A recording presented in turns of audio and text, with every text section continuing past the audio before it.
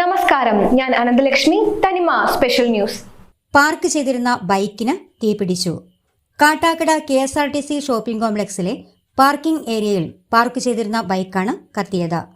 Shopping കോംപ്ലക്സിലെ തുണിക്കടയ്ക്ക് മുന്നിലാണ് bike park ചെയ്തിരുന്നത്.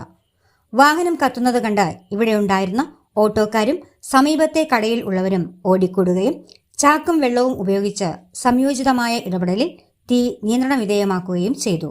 ഇന്നലെ രാത്രി 9:15 സംഭവം.